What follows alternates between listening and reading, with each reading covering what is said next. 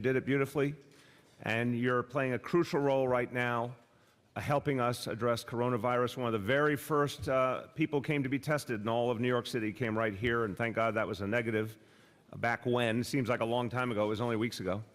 But we are depending on all of you and all your colleagues in the health and hospitals, and I can safely say we are in very good hands with all of you. Let's thank them again.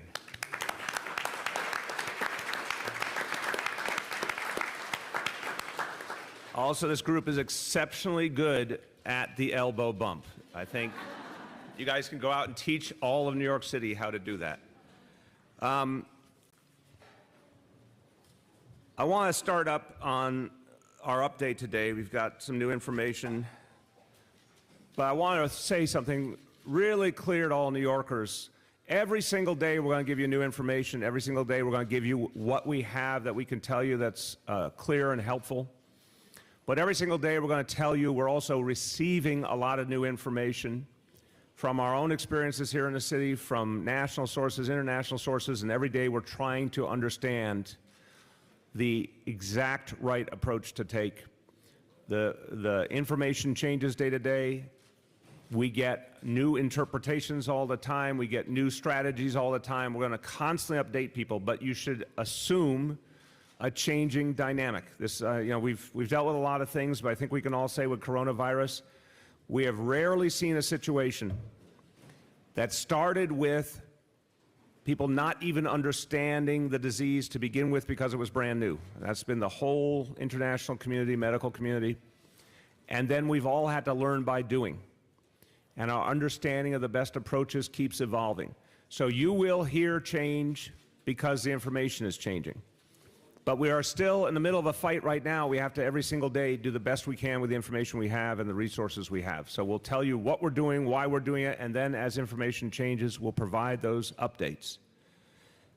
The fact is, everything is inherently preliminary at this point because, again, the information about the disease continues to evolve. It helps us to have our own experience here in New York City, our own work from our Department of Health and Hospitals, our disease detectives giving us new information all the time.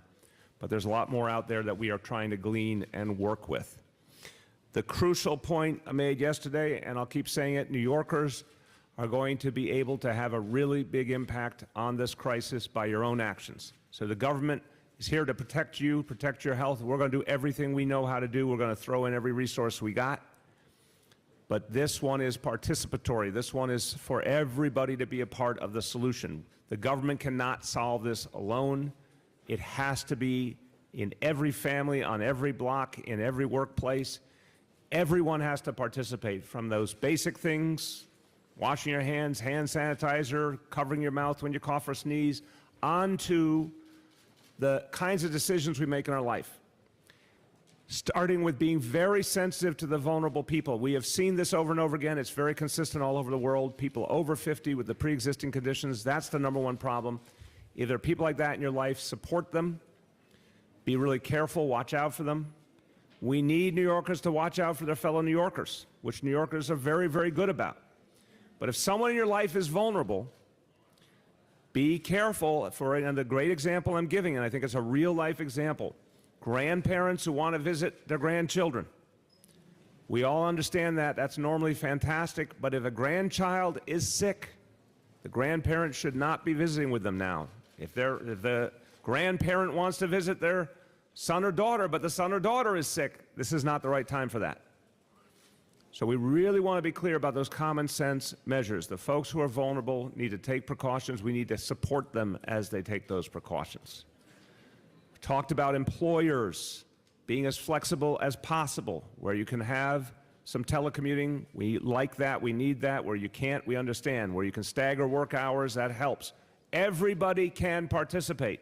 Literally every single person can be part of ending this crisis. So we'll keep giving information, and we'll keep updating people every step of the way. Now, folks want information. They want accurate information. Want to remind you, you can go on our website, nyc.gov/coronavirus, nyc.gov. That's COVID, to 692-692. I think it was yesterday we said 20,000 people have done that. Now 60,000 people have done that. It's a really good way to keep informed. We're going to give a quick presentation. Way to keep informed. We're going to give a quick presentation.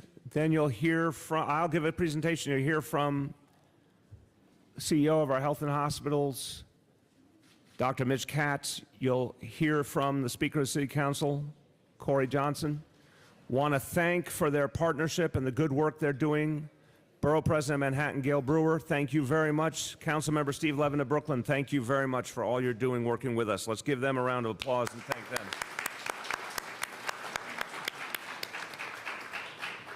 Okay, so as we said, we're now in what we are simply calling phase 2, and that means more and more guidance to New Yorkers of things that we want you to adjust in your life. I gave the example of employers staggering work hours and allowing telecommuting where they can. Again, those who are self-employed, those who have the ability to make those decisions yourself, we want you trying to, if you're going to have to use subways, use it on off hours to the maximum extent possible. Avoid the rush hour. If you can telecommute yourself, we prefer that right now. We need people to be mindful. We have a real concern about the super packed subway cars, particularly in rush hour. If you don't need to be on one of those, please avoid them. Even if it means letting a few trains pass until one's less crowded. And then there's the really basic but very, very important things. You know, a lot of people get sick and they power through it. I got a show of hands, even these healthcare providers. You ever been sick and powered through it? Raise your hand. Raise your hand. Okay. Stop doing that. So what we need to do, all of us, is if we're sick, we need to take it seriously. We need to talk to our doctor. We need to stay home if we're sick. Healthcare workers, obviously we depend on you, so the best way is for the healthcare, and Mitch will speak to this, healthcare workers sick, they get to be evaluated by healthcare professionals. And if they shouldn't be at work, they shouldn't be at work. If they can be, that's great, or with whatever precautions. I want you to go in detail about that. But for the rest of everybody else, if you've got those cold and flu symptoms, don't go to work. Consult with your doctor, make sure you're well before you get in the presence of lots of other people, and God forbid, do not go near someone in that vulnerable group over 50 with the pre-existing conditions. Okay. I'm going to state it just so we're consistent. Over 50 pre-existing conditions, that means heart disease, lung disease, cancer, diabetes, and a weakened immune system. Those 5 areas. We've also said not a condition, but a factor. Smoking and vaping do not help. In fact, they make it harder for someone to handle coronavirus. For folks who have the pre-existing conditions and are over 50, be very, very mindful of who you're coming in contact with. We want you to adjust your routines mindfully. And if you do have symptoms, that group of people needs to get to care immediately. Okay. Now, update on numbers. We have a very rapidly evolving situation on the numbers of cases. And we're obviously concerned when we see more cases, but there's a piece of this that actually is, in its own way, good news, which is the testing capacity is coming online more and more. We still are waiting for that formal confirmation from the FDA that we've been talking about. We're hopeful, but we still want it to be 110% formal. We haven't gotten that yet. But the private labs that started up on Friday are now really ramping up, so we are starting to get more and more test results back. They're coming in so intensely now that being able to give you the detailed case breakdown, we're not in that position to do that at this moment because so many new cases are coming forward. We will, of course, when we can, give you updates on particularly pertinent cases.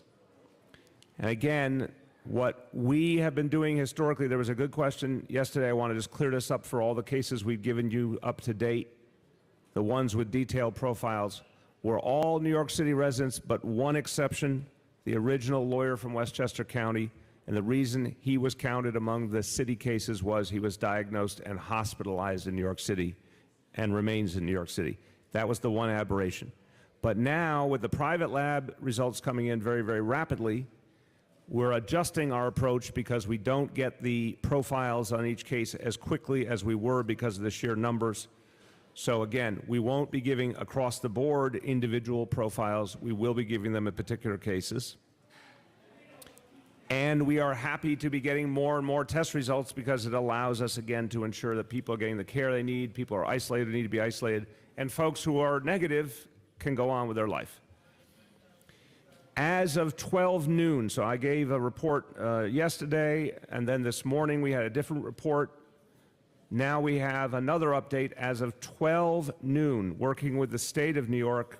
The number now for confirmed cases in New York City is now 36. 36. That is 16 new since yesterday, and 11 new even since this morning at 7 a.m. when I last spoke about this. I said yesterday we're going to start to talk to you about people who have their cases resolved. The first two that we will get information on, but they are not yet fully through the process, are the two healthcare workers who have been in Iran. They are now asymptomatic. They're going through a first of two tests that will lead to them coming out of quarantine. We're waiting for the results soon on the first test, and they'll take a second in short order thereafter. If both those come back negative, they will be out of quarantine hopefully as early as the end of this week. So those are the first two that we will report on. As other people come out, we're going to give you those updates. Now, as of I want everyone to hear carefully, this is a different time frame because this is the last information we have as of 10 a.m. before some of the newer information came in on cases. So this is probably dated by now, for sure. Actually is dated by now, but at least it's somewhat helpful information. As of 10 a.m., the number of negative cases for New York City was 258. That was 57 new since yesterday. The number of pending tests, 195. So now what you're seeing is we're talking about, this is what we've been projecting, we'll be doing hundreds of tests a day. And that's where the numbers are getting moving so rapidly that we won't be able to do the individual cases the same way, again, with some exceptions. In mandatory quarantine, 30 people right now. In voluntary isolation, 1,980.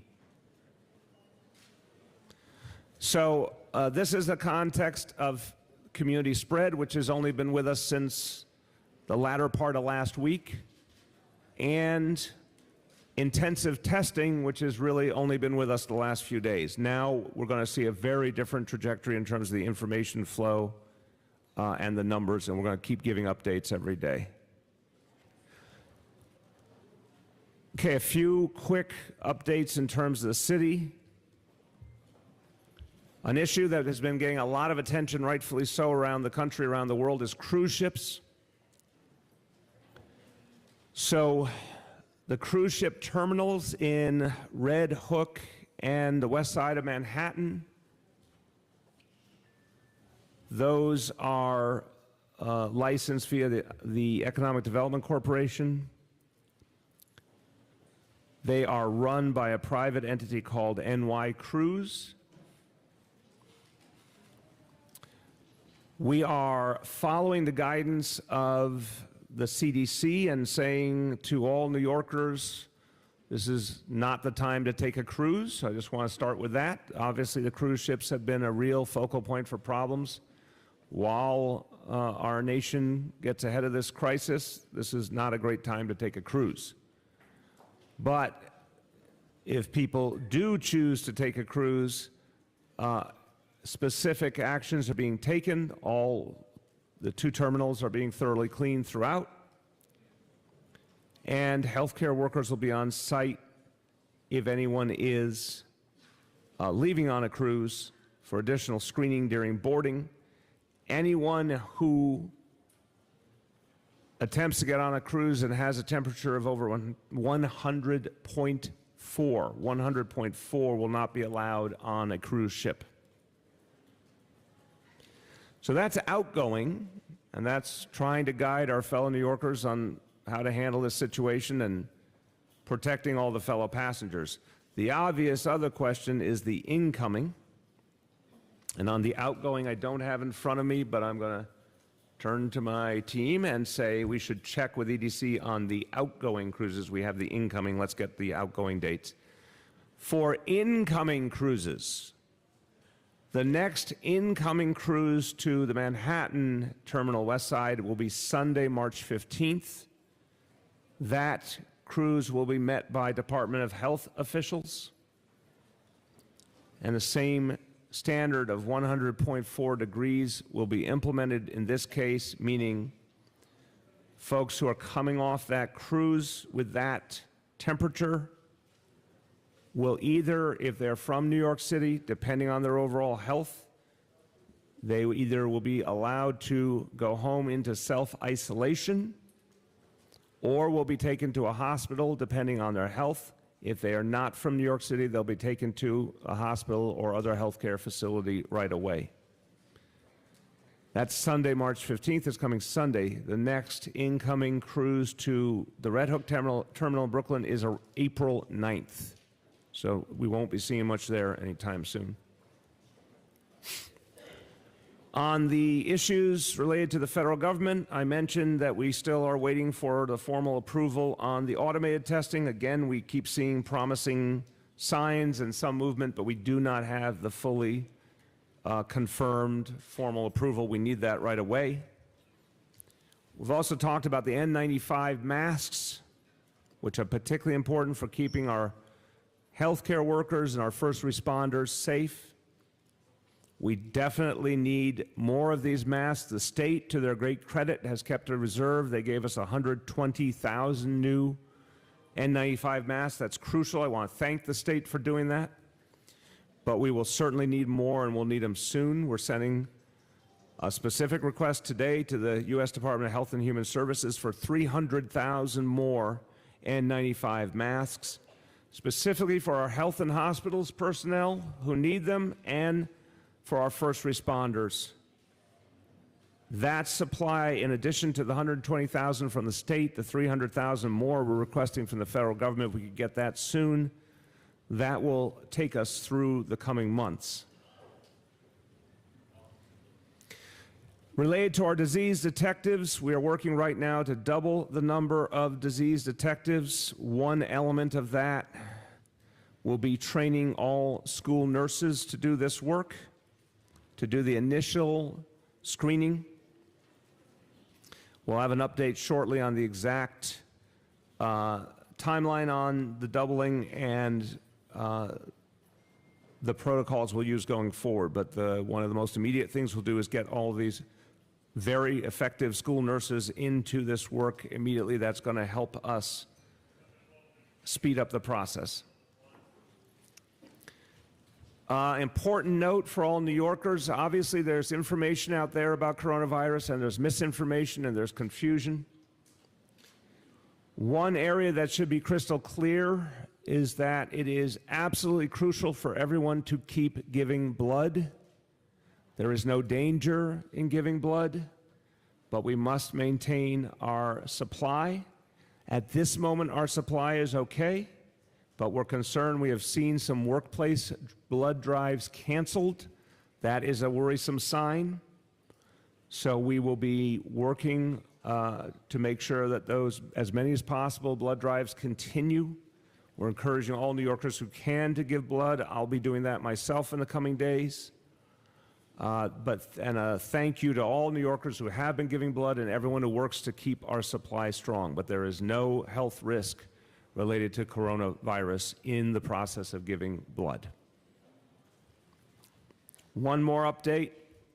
Yesterday we talked about, later in the day, an emergency medical technician who works for the fire department tested positive for coronavirus. The information we have at this moment is that that was passed along by a flight attendant who is this individual's girlfriend, who had been traveling to an affected area. As a result of this diagnosis, 5 fellow EMTs are in self-quarantine. They are all asymptomatic. The EMT in the time span that's pertinent here treated 11 patients, but when treating these patients wore protective gear. The Department of Health and the FDNY will be reaching these patients today to follow up and do the normal diagnostic work. But the good news is they are identified, and the other good news is that the EMT wore protective gear, but we're still going to treat each case, obviously, very seriously. Okay, just a very few sentences in Spanish. Continuamos tomando nuevas medidas para detener la propagación del coronavirus. Necesitamos más ayuda del gobierno federal para proteger a nuestros trabajadores de la salud. Quiero agradecer a los neoyorquinos por sus esfuerzos para acatar nuestros consejos. And that is a thank you to all New Yorkers who really have been following the guidance in so many ways and helping us to address the situation here in New York City. Now to talk about the capacity of our health and hospitals, facilities, and all the personnel, like these good people here, who will be part of fighting off this virus here in this city. I want to turn to CEO of Health and Hospitals, Dr. Mitch Katz. Thank you, Mr. Mayor, and thank you for having this at Bellevue. Bellevue is the longest-running public hospital in the United States, established prior to the signing of the Declaration of Independence. Bellevue was a leader in the HIV/AIDS epidemic. Bellevue was there to provide care with compassion, without fear, to provide the very best of care. Also in the Ebola outbreak, this hospital was the only hospital in New York State to successfully take care of somebody with Ebola who fully recovered, and to do that without any other infections occurring to healthcare personnel. This is a hospital that knows how, and knows how to do it with compassion, with love, with competence. It's also a public hospital, which means that people who are undocumented, people without insurance, they know that they can come here, they can come to Bellevue. They don't have to worry that they're going to get a bill that they can't pay, that they're going to be treated as unwelcome, with all of the negative anti-immigrant spirit coming out of Washington. How great that that's not true in New York City. It's not true at Bellevue, and I'm so grateful to you, Mr. Mayor, to the City Council for always maintaining that. We are prepared at Bellevue. We are prepared at the other 10 acute care hospitals of health and hospitals. We are prepared at our other 60 outpatient sites. We have known for several weeks that it is likely that we would reach a point where there would be many people seeking our services because of respiratory disease. As the mayor has explained, 80% of people who contract this virus will have little or minimal symptoms, but 20% will need healthcare services, and probably about 5% of those people will need intensive services, such as a breathing tube and a ventilator machine. We are prepared for that. We have been practicing. Bellevue and all our acute care hospitals have plans. Now, those of you in the lay press may say, well, wait a minute, we've been hearing that hospitals are crowded, we've been hearing that ICUs are crowded already. How could you possibly be prepared to take on additional people? And the answer is that in an emergency, you change how you operate. You don't continue to operate in the same standard. So we are prepared at Bellevue and all of our hospitals that were we to have many patients with respiratory distress, we would rapidly discharge those patients who are in the hospital now and do not need to be in the hospital because they can be safely cared for at home. We would cancel all elective surgeries. So there is a lot of incredibly valuable work that a hospital like this does. We remove gallbladders, we fix hernias, we fix bones, we do arthroscopy, we do bariatric surgery, all very worthwhile. All that stops in an emergency. We have outpatient clinics. Health and Hospitals does 1.1 million outpatient visits a year. In an emergency, we will be canceling our outpatient surgeries, we will be canceling our outpatient visits, and we will be directing all our great physicians and nurses and technicians and physician assistants and nurse practitioners and pharmacists to our inpatient areas. We know where in every hospital, if we needed to set up intensive care beds. Someone thoughtfully asked the other day, well, but do you have enough intensive care bed? An intensive care bed is defined by the great nurse who is caring for the patient. It's not a physical space. If you give me a great nurse, as I have in Bellevue, I can turn any space into an intensive care space. What matters is the staffing. What matters is having the appropriate equipment. We have at Health and Hospitals 376 negative pressure rooms. If we needed to double up negative pressure rooms, not something we would ever do in regular practice, where the overwhelming likelihood is you'd have two patients with different diseases. Of course, they would not go in the negative pressure room together. In a case where we suddenly have many people who've tested positive for COVID-19, we would be able to double up existing spaces. We have practiced on our masks. We have practiced on our gowns. We know the different levels of protective equipment that are necessary. We have implemented that in all of our settings. We very much appreciate the efforts on having more testing. That would make a huge difference for us, and we greatly appreciate the efforts that you, Mr. Mayor, and the City Council have made to make that happen so that we know who is sick, who is not sick, and that will allow us to take care of people. We are 30,000 employees strong. We will all be taking care of those patients. If we have a large number, Mr. Mayor, Mr. President of the City Council, we are ready, we are prepared. Thank you very, very much. Mitch, energetic report as always. Thank you very, very much. And now I want to thank again for his partnership and the great work he and all the members of the council are doing in spreading good information, helpful information, and helping to make sure that folks all over the city get to the help they need. Speaker Corey Johnson. Thank you, Mr. Mayor. I want to thank, of course, your Deputy Mayor and Dr. Katz and Dr. Barbeau and Commissioner Criswell for everything they've been doing around the clock. As you have said, as the governor has said, this is a rapidly moving and evolving situation, and so I think it's important that we continue to give as much information as possible to New Yorkers on a daily basis so they know where things stand. As folks know, I decided to postpone my State of the City address, which was supposed to happen this Thursday, and I did that out of an abundance of caution. I didn't want to put anyone at risk. There were some advocates that were supposed to come that have some of the underlying health conditions that Dr. Barbeau and Dr. Katz have talked about over the last few days, and I didn't want to have a speech where people would be excluded, and so we decided to postpone that. But I think it's also important to reiterate that the health department right now, and you, Mr. Mayor, have not called for the cancellation or postponement of large-scale events in New York City right now, except for New Yorkers with those underlying health conditions, elderly people, folks that we have been talking about day after day that are at risk. And as the situation continues to evolve, my message to New Yorkers is to continue to tune in, continue to get the information that the state and the city are giving you on a day-to-day basis. If you have those symptoms, if you have a dry cough, if you have a fever, if you have shortness of breath, we want to make sure that you get the care that you need.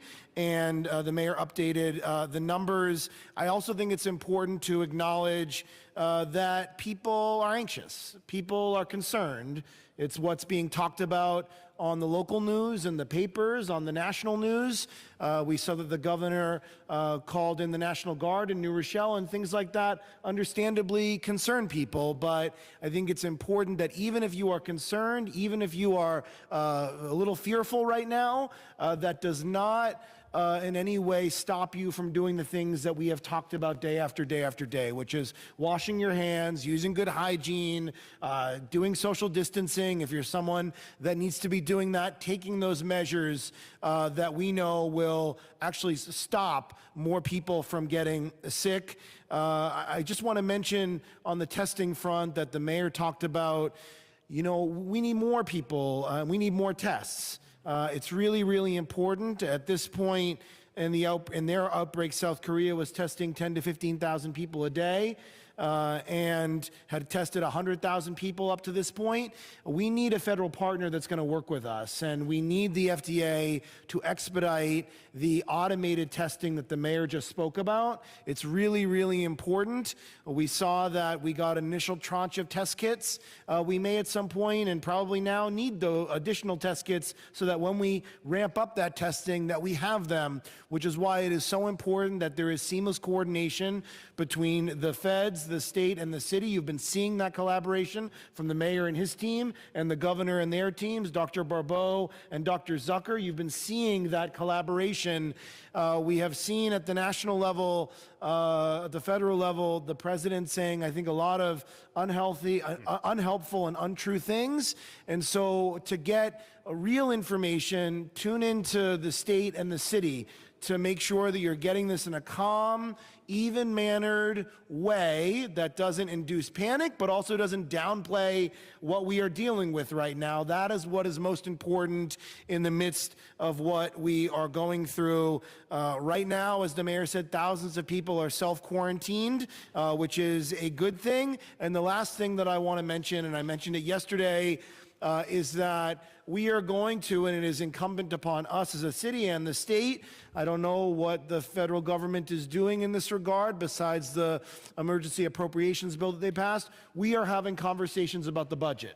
We are having conversations about, we're in the middle of preliminary budget hearings. The OMB, the Office of Management and Budget, is looking at this. The mayor can speak to that, but the council's paying attention to it as well. How is this potentially going to affect the revenue that comes into the city? What adjustments are we making? Are we doing additional investments in public health and in the other areas that we need? And we are having those conversations, and we'll be ready to make those adjustments together as we see fit. So I just want to end by saying, please take the precautions that you're hearing every single day. Wash your hands, look out for the symptoms, do the things that people are talking about, and lastly, imploring the people at the federal government to work with us, to expedite this automated testing, to do what we need with a good federal partner. We need a real federal partner to help us through this crisis, and continue to pay attention to what the governor, the mayor,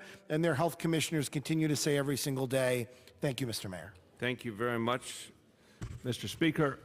We'll do questions. I'm going to start on this side. Again, let me do my simple ground rule up front. I'll start on this side. I'll go to that side. Everyone, one round first for everyone, and then if there's anything real pertinent, we'll come back on. Go ahead.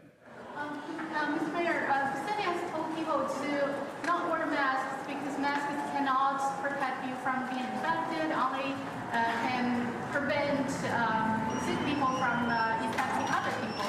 But at the same time, you said medical personnel need N95, and you said one of the transmission ways is like people sneezing to your face. So can you explain the rationale of not encouraging people? I will start, and then our health professionals can go into more detail. One of the things that's clear about health personnel is they are constantly exposed to people.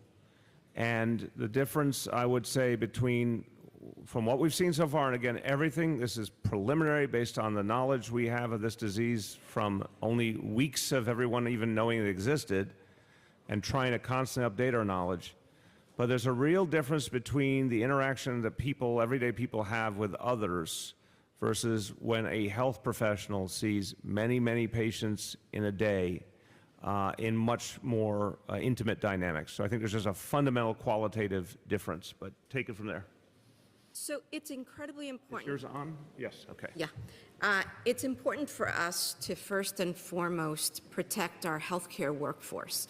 And it is imperative that they have the equipment that is needed in order to ensure that when they are seeing patients that are potentially symptomatic with COVID-19, that they are protected. Because if we, as we anticipate, have more individuals diagnosed with COVID-19, and we have healthcare workers that are also affected, it then starts affecting the capacity of the healthcare system. And so that's why it is one of our central areas of focus. And then secondly, with regards to the utility of masks for everyday New Yorkers that are not symptomatic, the concern is that it provides a false sense of security, the most important and central way to minimize your risk, because, you know, we need to be realistic here. There is no zero risk situation unless you hermetically seal yourself in your apartment. The most effective way is to have diligent hand hygiene practice, which means washing your hands often, thoroughly, and if you're not close to a water source, to use alcohol-based hand sanitizer. And so for everyday New Yorkers, we don't recommend the use of masks, of surgical masks. The one situation where a mask would be useful is if someone is known to a healthcare provider to be coming in because they're ill, then we are recommending to healthcare workers that they meet that person outside of the office or as soon as they come into the office and place a mask on them so that they don't then infect other individuals. Okay, yes. The nurses and other frontline workers had a couple of questions about resources. One, beyond the N95 respirators, I think there was a concern that there could be, maybe not now, but there could be shortages of other PPE, gowns and the regular surgical masks, not the respirators, but the regular masks. So that was one question. Is that something that, do you share that concern that there could be shortages? Is that being addressed? And that's the second one. The surgical masks, we have a very, very large cachet and are not at all an issue, and the gowns the same. So those are not where, as the mayor has appropriately called for, it's in the N95 masks where we want to make sure that it's not that we have enough for today, but what the mayor and the speaker want to make sure is that we have enough to get us through September. And then the other question was, is there a plan you can describe offsetting nurses and other healthcare workers who have to quarantine? Is there a plan? What? I couldn't hear that.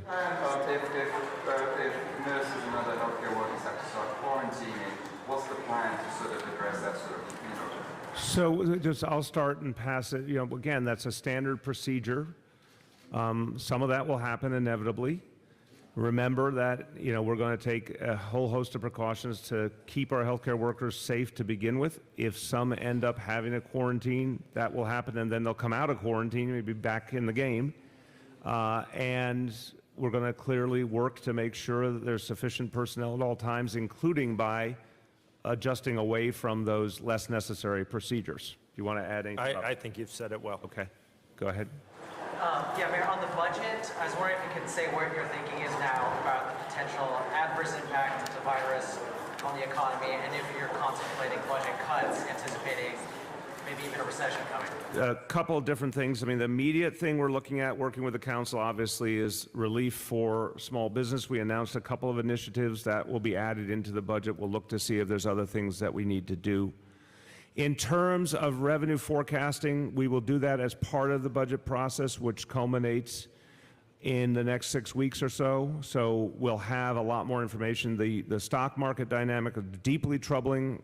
This morning seemed to be a little bit better, obviously, but we got to see this play out. Clearly could have an impact on revenue in terms of the finance sector, we're very worried about our businesses and drop off in sales for them, and obviously that has revenue ramifications in many ways. So yeah, it's very much in our mind, but it's too early to have a number, obviously.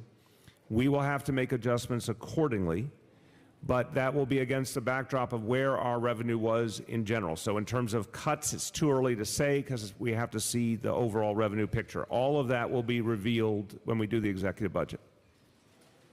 You suggested that people avoid rush hour subways and instead bike and walk. Yes, if they can. Right. There are some people who are still afraid because of cars parked in the bike lanes and use lack of protected bike lanes. Yesterday, Transportation Alternatives asked for a list of specific demands to make it safer. Can you immediately commit to any of those? I haven't seen them. I'll happily look at them. Look, we obviously have devoted a lot of police resources to clearing out bike lanes. We'll keep doing that. We're dealing with, a crisis here with many, many elements. Whatever we can do that we deem appropriate to help make it easier now, we will. But I again would say, for folks who have the option of walking to work, for folks that have the option of biking to work and feel good about their route, we appreciate that. It helps. But also for folks who ride the subway, if they can even vary the time off of rush hour, either the evening or the morning rush hour, that helps. We know that's not everyone, but it helps to the extent people can do it. Would you bike to work one day to practice your own advice? I have some work to do on my bike, but I think that would be a great idea. Let me see if I can do that sometime soon. Go ahead. Mr. Mayor, there's been some concern about inmates in city jails, on Rikers and other facilities. Any sense for whether there are protections in place, any plan on the part of the Department of Corrections? We've talked before about the fact that there's a constant screening going on. Everyone new comes in. If there's any health issue that we are concerned about in general, and specifically coronavirus, they're immediately taken to healthcare facilities within corrections.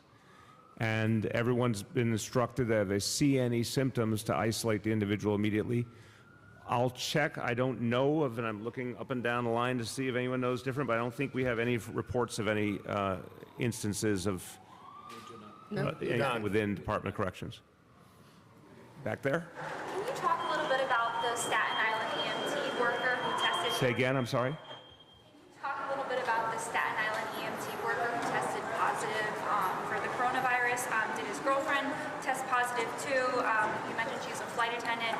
Which country did she travel to, and do they live together? And can you confirm? Yeah, I only have what I've given you, and I want to be very careful. I'm looking to Freddie. I didn't say Staten Island, so I want to make sure we're all being very careful about our facts. The profile I gave of the EMT worker did not include where he works or lives. Is there a Staten Island nexus? We believe so. Okay, so I just, again, respect the hospital. I want to make sure we're always giving you accurate information. Let's just confirm all that before we go any further. But that's all the details I have. About the process of when a hospital learns that someone has tested positive for the coronavirus, who is alerted next? Our reporters, when we tried to confirm this information, we reached out to the state. The state said to reach out to the city. And wait, back up your question a second. I want to make sure I understand it. You're saying when someone is test positive, protocol for alerting the public. When we found out about this case on Staten Island, we learned from hospital sources. Okay. I want to make sure, again, I don't mean to interrupt, except I want to make sure we're really being clear about the consistent reality. We've been updating you guys essentially daily, and I'm sure we will be for quite a while. We give you the numbers as we have them. If there's cases that we can give you a detailed profile on, we will. That's going to get harder with the numbers coming in. I would just ask people to, for simplicity, because we're going to be constantly updating, and we're making sure that as best humanly possible the information is confirmed. Sometimes an institution has information, and I'm sure it's accurate a lot of the time, but it may not be exactly what we confirm. So we are trying to be the central clearinghouse information and put it out constantly. But that may not be, going forward, those individual profiles simply because of volume. So whatever we can put out, we're going to put out. I think the simplest thing to make sure you're getting the whole story is to lean on these briefings and the other updates that our press office is putting out. Go ahead. A question for you, Mr. Mayor, and a question for Dr. Barbeau. For you, I'm wondering what our current testing capacity is, if we are at capacity. And yesterday, you essentially said that there's plenty of people who may have it who aren't going to get tested. But what we saw with the South Korea example that Speaker Johnson pointed out is that aggressive testing really helped reduce cases. So it seems like you said you're looking internationally. I want to make sure, I'm sorry to interrupt, I want to make sure whatever sentence you're quoting from, I want to make sure it wasn't a misunderstanding. We've been talking about aggressive testing for weeks and weeks and wanting to test everyone who should be tested.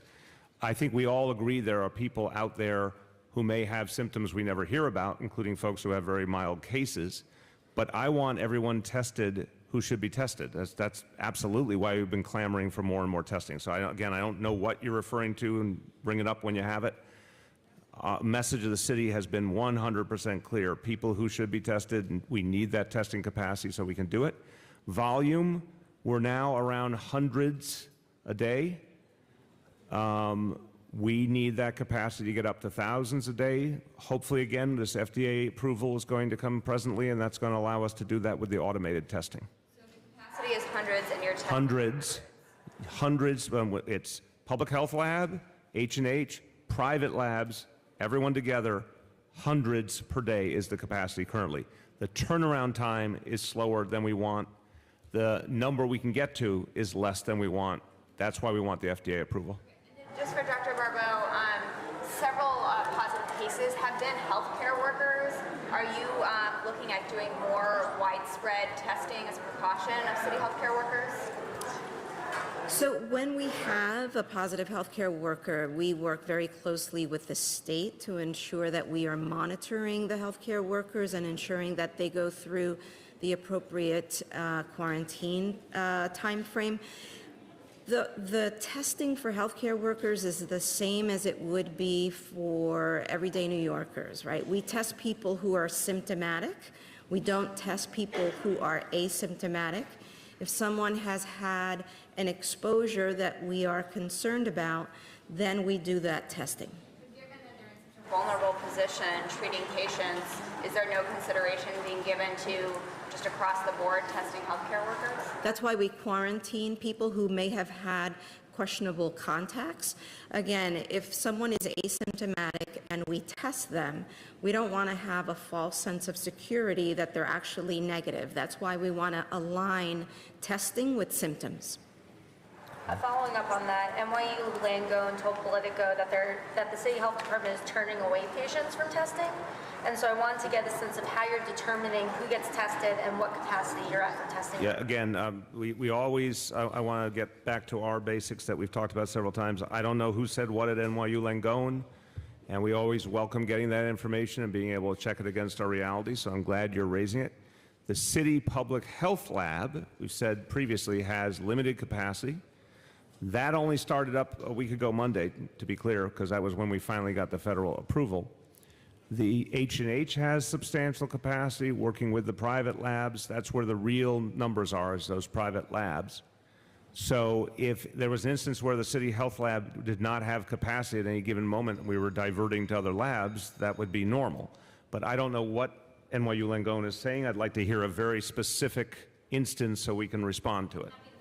Story, but to also follow up, the New York Times had an opinion piece of a woman who went to 3 emergency departments to try to get tested for coronavirus and was told, sorry, you're not hitting the qualifications for testing. So, Dr. Barbeau, can you kind of explain what the triaging process looks like? Do you have to have a certain amount of symptoms plus saying, oh, you came from this geographic spot to actually get tested ahead of somebody else? What is that process, and how do we prevent people from coming in and then they can't get tested, come back, and are possibly shedding the disease up to 6 days or 7 days? So I think it's important to first sort of level set and realize that the testing criteria have been evolving by CDC. You know, initially it was a very specific part of China travel, then it broadened, and so I think it's illustrative of the fact that this is a rapidly evolving situation, and guidance for testing has been changing as we learn more and more. Recently, there has been a loosening of those testing guidelines so that we are now focusing on testing symptomatic individuals, and there's no longer that threshold of having to have a travel connection. And so it's unfortunate that New Yorkers who had been previously, trying to get tested went through that. And I think it's a real thing. I've heard the same thing, and it's very concerning. And so that's why we tighten up all of our possible connections with healthcare delivery systems so that they are on top of all of the new developments. So recently, today is what? Tuesday, Wednesday? Tuesday. So yesterday, we issued a health alert to all doctors, making sure that they were aware of changes that have taken place and how they can order labs directly from commercial labs. Last question. Are we at maximum testing capacity as is right now? Right now, we have the capacity to keep up because, you're seeing these numbers evolve. We're getting hundreds of tests that we need to do, and we have the ability to do hundreds of tests. What we don't have is the ability to get them back in real time, and that's the problem. So every test that comes in is sent to a lab for testing, and there is capacity, but the turnaround time is slower than we need it to be.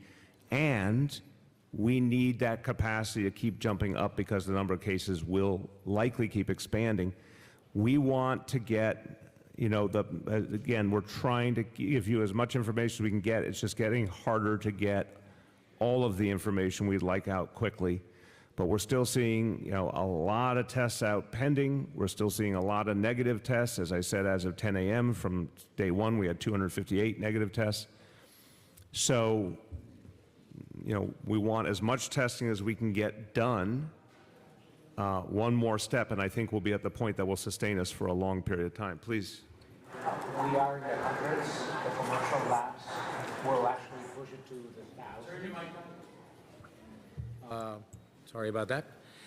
We are in the hundreds, as the mayor is saying. The commercial labs will increase our capability in the thousands, but also please make note of what the mayor is emphasizing. We still need the FDA to approve the automated version of the testing as soon as possible, because that's what is going to make the difference. That's what is going to get us to what the speaker is mentioning in South Korea, 10,000 a day. Go ahead. So 2 questions. The first is, I know you said you're looking to double the number of disease detectives. Can you tell us what that number is, what we're at now, and what you would like that number to get to, Dr. Barbeau? Currently, we're at 50. And you'd like to get it to 100? Yes. Yeah, to begin. We might go farther than that soon.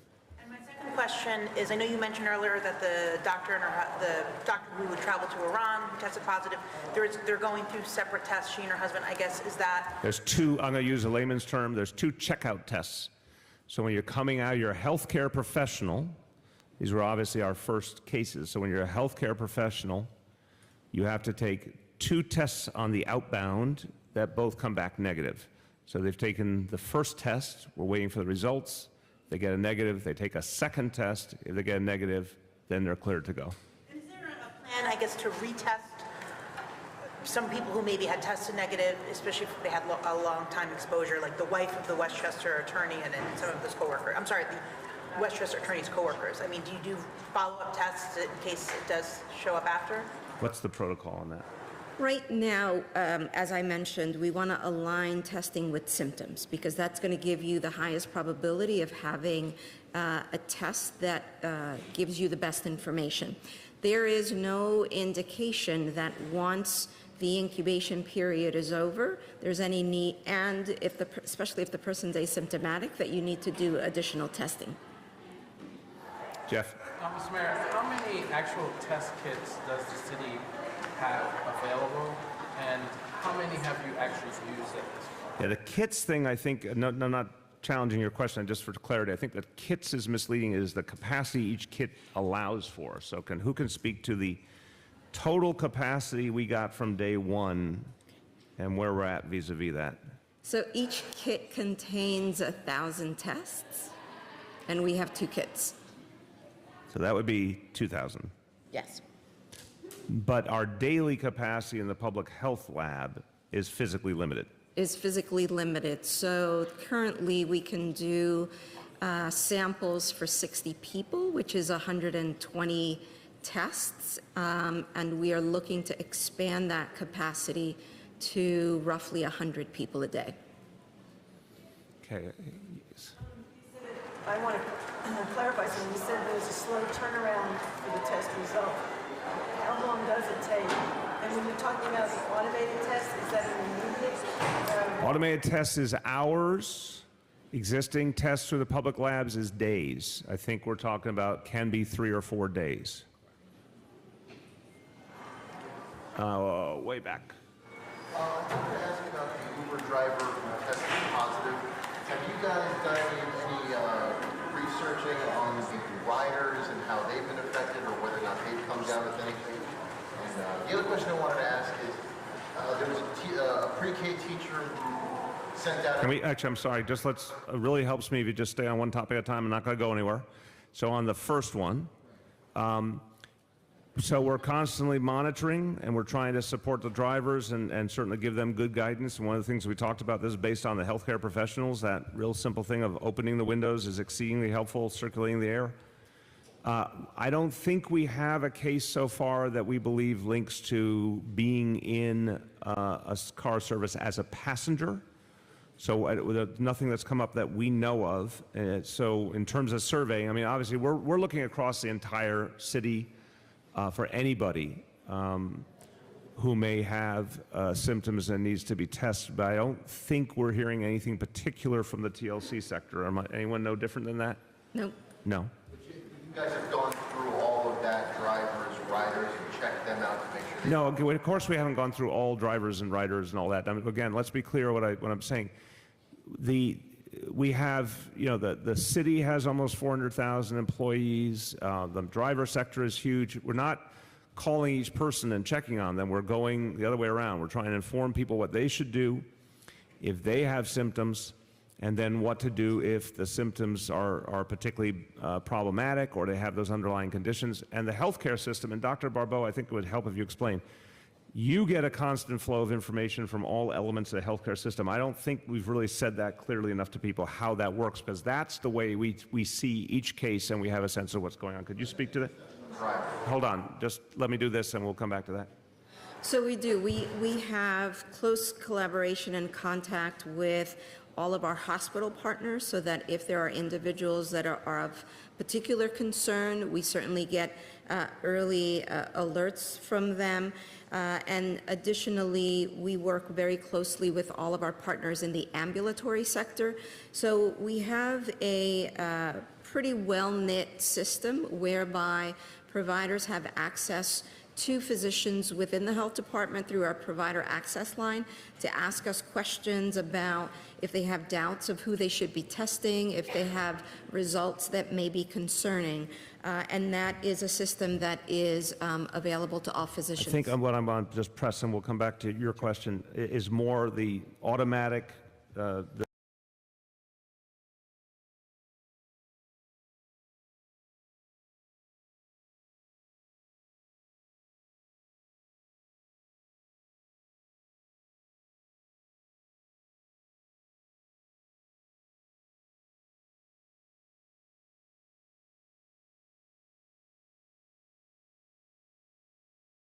influenza trends might be coming from hospitals. We look at what the visit types are through their emergency departments, and we can view that on an hourly basis. So we have a fairly good temperature gauge of what may be happening in our emergency departments.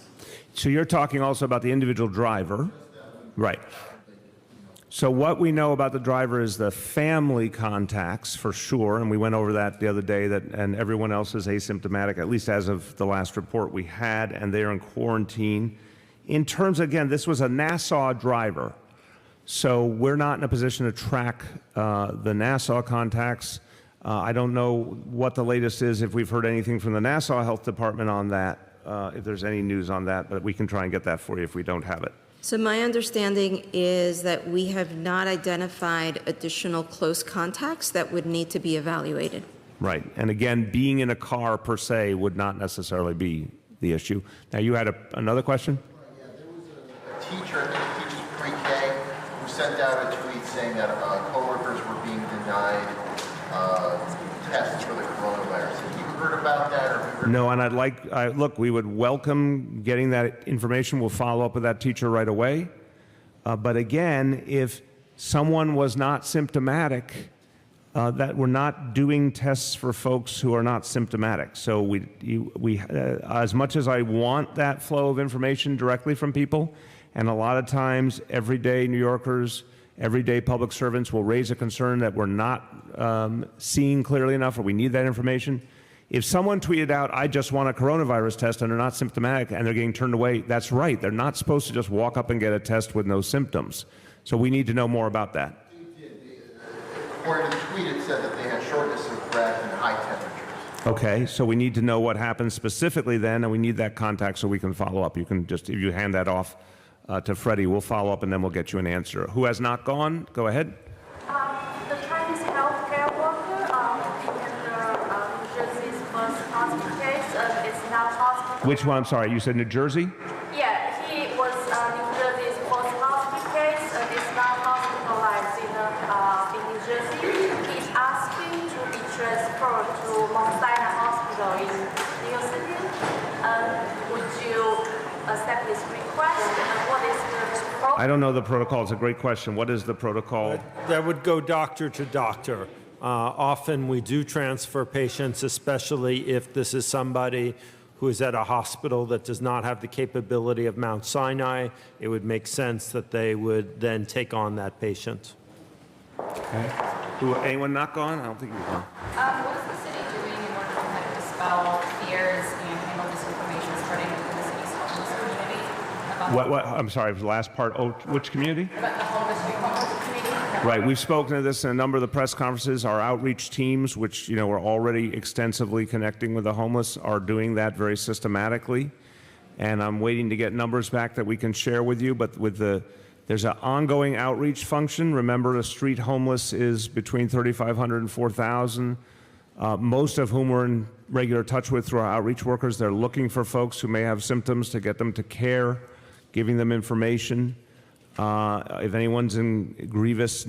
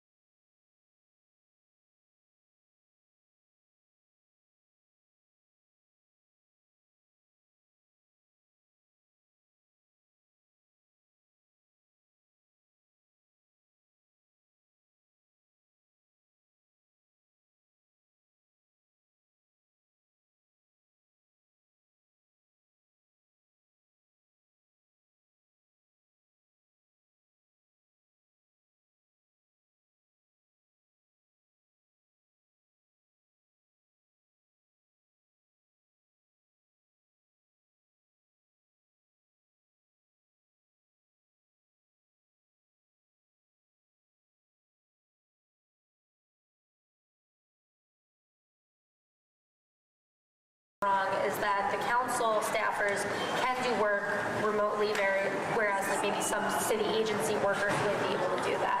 So can you speak a little bit to what those roles will be and like the reason why I guess there's such a delay? Yeah, it's complicated. So it's complicated because when we talk about city council staff, you have the district office staff who work in the members' offices who are dealing with primarily constituent and community-driven issues and complaints. And so a lot of constituents are calling local council members' offices wanting to get information. So if you didn't have folks actually at that telephone, you need to find a way to redirect those calls in an appropriate way where you're still being responsive to New Yorkers as their local elected official. That's number one. Number two is the way we currently track complaints in the council is through something called CouncilStat, and CouncilStat does not have the ability to be remotely accessed. It can only be accessed from 250 Broadway, the central offices, or the member offices for security reasons. If you have people work from home, you wouldn't have the ability to have the same access to case files or to log complaints in the same way. That's different than 250 Broadway, where you have the folks that are working in the legislative, budget, general counsel, administrative services, land use divisions, who are doing that work every single day. So we have to take those things into consideration as we make a decision like this, and those are some of the things that we're looking at right now. Can you just describe the process of when people who have been in quarantine and they're getting checked up on are having the tests? I mean, does the Department of Health, is there a protective measure that goes into that? And then You mean the mandatory? the mandatory, yeah. Right, so just I'll start and then to the commissioner. So the mandatory is a daily phone call and then the spot checks several times a week. And that spot checks in person. Right, the spot checks are in person, and we talk to the individual through the door.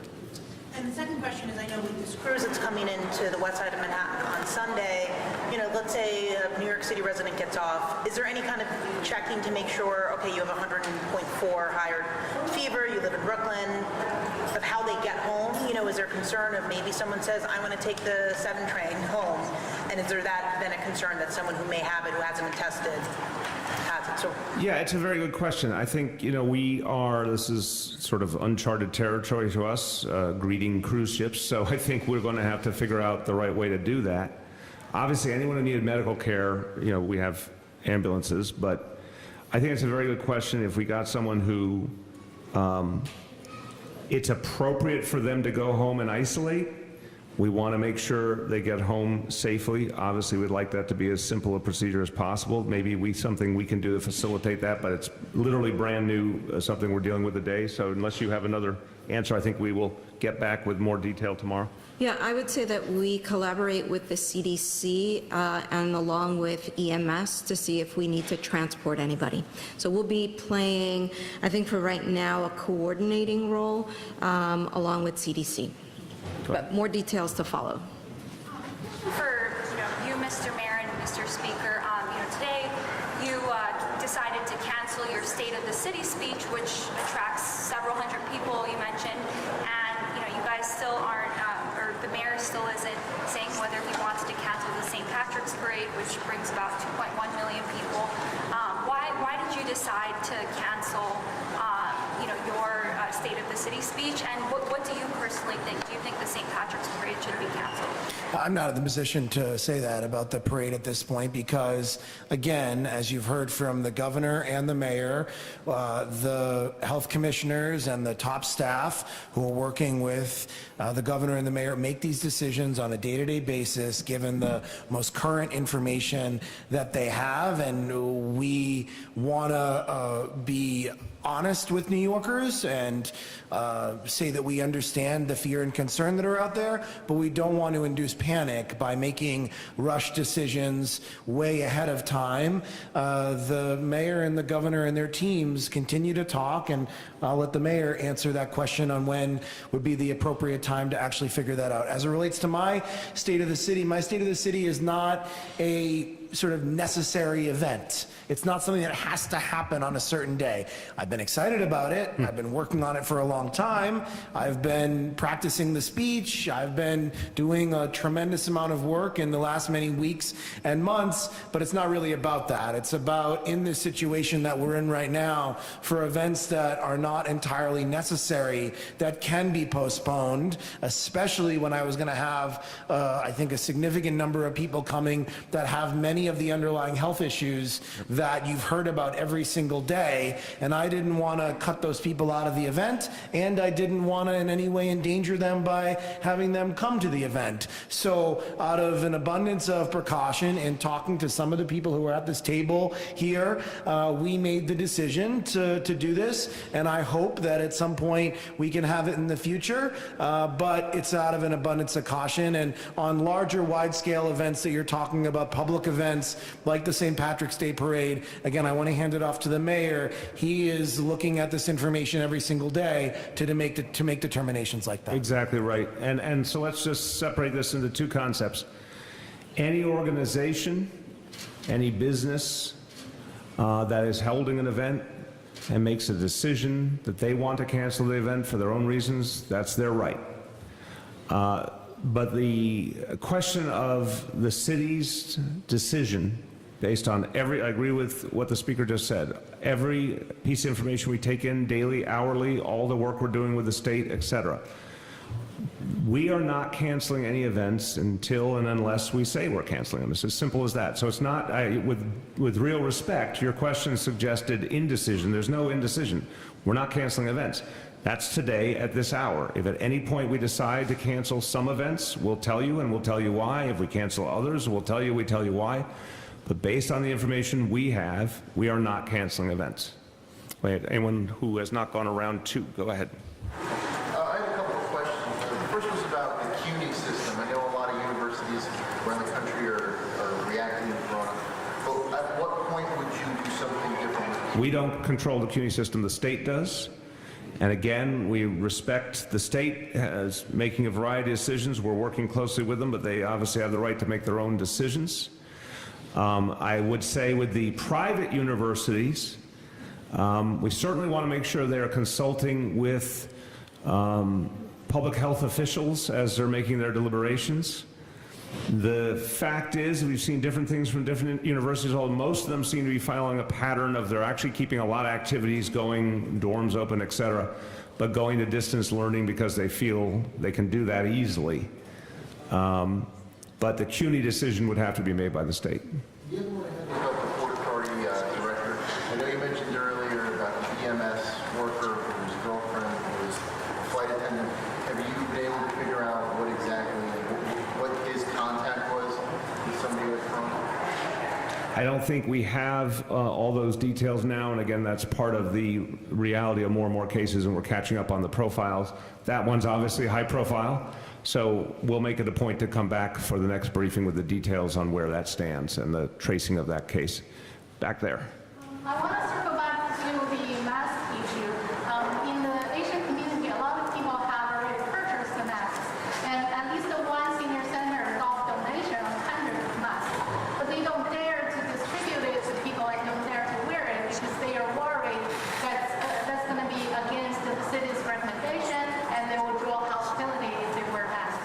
So what's your advice? There's no hostility. I don't understand that. And if there's any, again, a lot of you in the media are talking to people who have concerns. We want to know who those, not in a negative way. You can do it very discreetly. We need to know who is misinformed or has a concern or needs help or needs information. If you'll flow them through to our press office, we'll follow up. There's no hostility. If a senior center wants to have people with masks, that's their choice in a free country. We're not advising it. Right. We don't believe, I mean, where we believe the masks are necessary are for folks who are constantly working with people in a healthcare setting, for example, and folks who are already sick to protect them from spreading. But it is a free country. If someone wants to wear a mask because it makes them feel better, That's all right. Doctors, am I saying anything wrong here? Nope, I agree. And people do wear masks on regular day before this. And Yes, so this if is not it the makes first time, someone right. feel better, we're not. That's great. And there's not going to be any hostility, there's not going to be any negative consequence. Phil, can I just say one thing, Mr. Mayor? I mean, if you're talking about hostility from the public, if you're talking about hostility from New Yorkers, then we have said at every single press conference over and over and over again, and there have been some incidences that have been put on social media of New Yorkers being attacked, discriminated against because they are Asian and wearing a mask in public. What you're hearing, I think, from the mayor is there's no hostility from anyone in government for them making those decisions. But for New Yorkers that may be discriminating against people, the mayor will keep saying it, the governor will keep saying it, the health commissioner will keep saying it, I will keep saying it.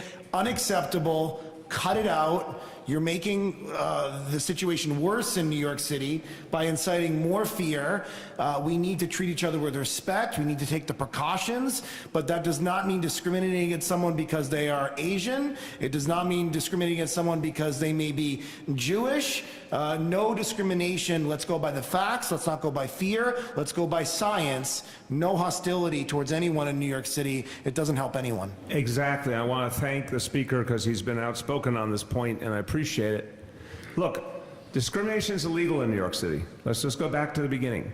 A number of us have gone out into Asian communities to show solidarity, to remind people to keep going to communities and shop and participate in the life of the community. I'm going to keep doing that. You will see me out in the community more. But discrimination is illegal, it's immoral, and for any discrimination that violates our human rights laws, there will be consequences. For anything that constitutes a hate crime, there will be an NYPD investigation. So I've heard people, I know people are very, very fearful and concerned in Asian communities in general, and particularly in the Chinese community. My message is abundantly clear. New York City stands with you. If there's any instance of a hate crime or discrimination, we need it reported immediately.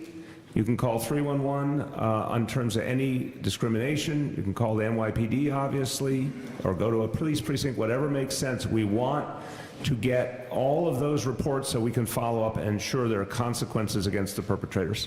A few things about the tests. With that batch of 2,000, can you say what are the plans to replenish that once all the tests are used? So we will put in an order to the CDC. The one thing I will say is that with the increasing capacity of the commercial labs, we are looking forward to having, as was said earlier, the capacity to do thousands of tests across the city. Are you confident the CDC can meet the demand from the city? I think it's other companies that are also providing reagents, and so I think all of us together, initially we had thought that the CDC test was going to be ready to go at a particular time, and they had internal technical issues, and so I'm sort of hedging my bets, to be totally honest, because it's not something that we control definitively, but we are certainly looking forward to receiving the next batch when we need it. And I think I'm sorry, I follow the question, just to prompt here. Look, when we started out, again, remember as recently as a week ago Monday, we didn't have any of this stuff, and that was really, really problematic. Having it first be our public health lab, then expanding to the private labs, but that was great. But the vast majority of the capacity is the private labs. We're working well with them. Again, the automation will be a whole much better situation. But I think, Commissioner, it's right to say, so long as between the public health lab, H&H, and the private labs, there's always capacity to do testing, it's fine either way, right? I mean, we can work with any and all of those pieces. Exactly. The CDC, it sounded like, are they no longer, I know there were some stories about their own in-house tests that were problematic. Are they like farming out the tests now to other companies? Like, who's actually making? No, they're still having their own test. So it's their own test. Go ahead. How many mechanical ventilators does the city have access to? And also the question H&H alone has 1,000 ventilators. And so we represent about 20% of the inpatient volume. So I would times it by 5 to have a rough estimate of what's available in the city itself. That's 1,000 within the engineering system. Do you have Correct. beyond that? He just said that. He said you can assume that since they're 20% of the healthcare system, just assume parity. 5,000 would be a good rough working number. We can check that. I would assume the voluntaries have at least as much resources Yes. as you have proportionally. Yes, absolutely. So we can verify, but I think 5,000 is a good working number now. And on the testing, my understanding was the OTA's EUA for Wadsworth, the New York State Health Department, also included the New York City Department, the lab, wherever it is near here. But you don't mention the New York State kits that have that authorization. Is there, are we trying to get the reagents, the kits from? I'll just want to start and then pass to the commissioner saying, remember New York State, we are a big part of New York State, obviously, 8.6 million people, but there's even more people outside of New York City and New York State, and the Wadsworth lab plays a crucial role for the whole rest of the state. But go ahead. Yeah, I mean, is your question if we have our own kits or if we share kits? I don't understand your question. It sounds like you're sort of saying you're waiting on the CDC and the CDC only for replenishment, and I guess I wondered if it's not also possible to turn to New York State and Wadsworth for replenishment. Well, we have our independent kits, and we can order independently from the CDC. Okay, we're going to finish up. Let's go this way through these last few. On St. Patrick's again, Chief, for your office, did anyone from your office meet with the NYPD or OEM today? Either way, can you say sort of what the mood is from I'm sorry, I heard NYPD and OEM. Has your office met with the NYPD and OEM was, she is still there. Right there is OEM, so go on, but what's the question about NYPD? NYPD today? Can you say a little bit about what their thinking is now on St. Patrick's? I think that's still. Look, let me just start and pass to you. Again, the NYPD is always going to look at the broader security concerns around St. Patrick's, logistics, et cetera, safety. This is, the new fact, but that's every single year. The new factor here is on the health side of the equation, so we'll certainly be well coordinated, but that decision is going to be with the healthcare professionals ultimately. Go ahead. Yeah, the only thing that I'll add is, we have representatives from all city agencies working in task forces every day at the Emergency Operations Center, looking at not just the St. Patrick's Day Parade, but a variety of other things. And so we're continually working with the health department to determine what decisions we need to make.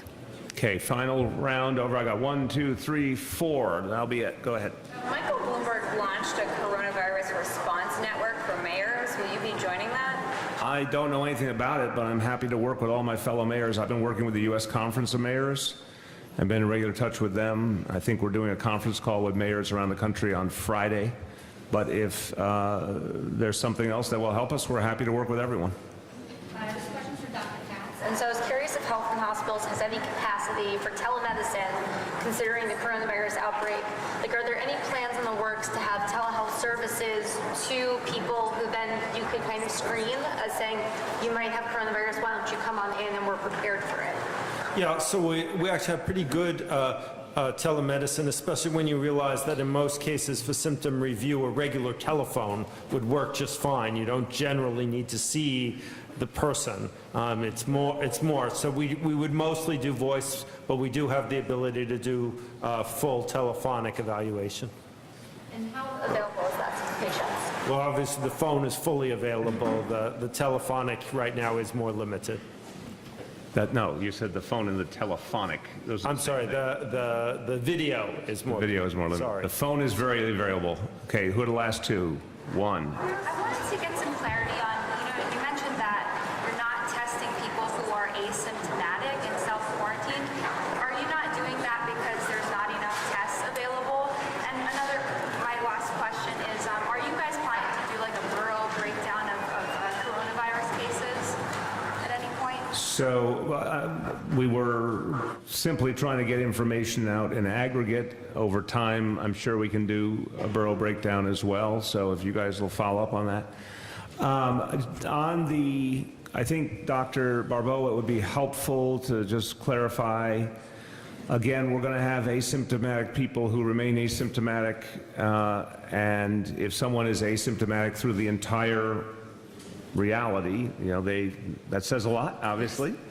And our central concern is symptomatic people, where that's where the concern is about spreading the disease and obviously their own health needs because they're symptomatic. So I think helping people understand why it is not our priority to test the asymptomatic.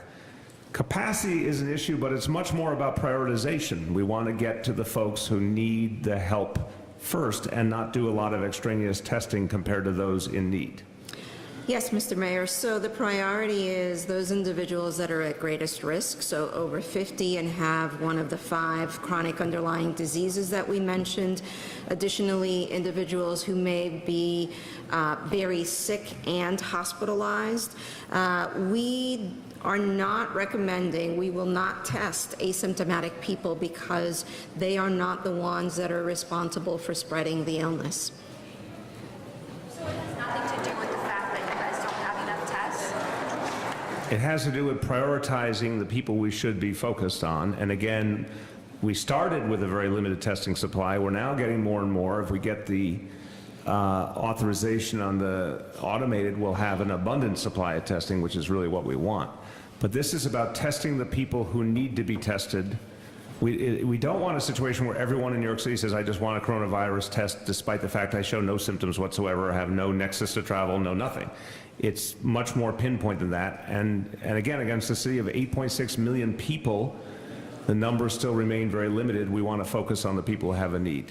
2 questions on the kits. You said you have, the number of kits you currently have, does that mean your capacity is 1,000 people to test? Is that accurate? And then what is the order of priority for you guys? Is it more CDC tests, the automated tests? The automated. That is your The automated is the whole ballgame. That takes you from, that guarantees you're getting to thousands a day and quick turnaround. We need those 2 things. And then finally, Mr. Mayor, have you canceled any of your political travel on behalf of... I have no political travel, so there's nothing to cancel. I mean, have you canceled any plans to go... I literally, listen to the actual answer. I had none scheduled, so there was none to cancel. Okay, everybody, we'll have more for you tomorrow. Thank you. Mayor, could you try to do these on time? I know it's like... We can't until we're ready. There's constant, it's a fair question, Yeah. but this is literally ever evolving. We're not coming out until we can answer every one of your questions. So again, guys, we're estimating the best start time, but as you saw, the governor's press conference brought out a lot of information right ahead. We can only do what we can only do. I'll ask Freddie to be conservative. The one time I'll ask you to be conservative in your timing, because we obviously don't want you waiting for no reason. But if we are getting breaking information and details, the last thing we want to do is come out and we can't answer your questions. Thanks, everyone.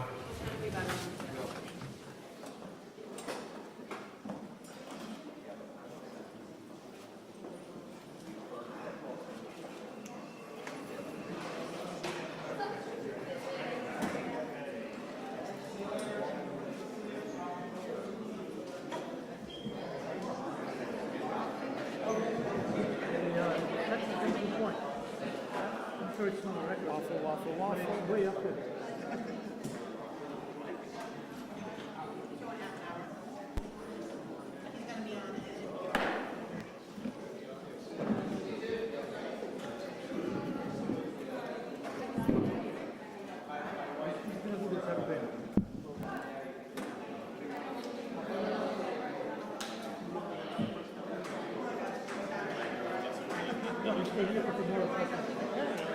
you got to do?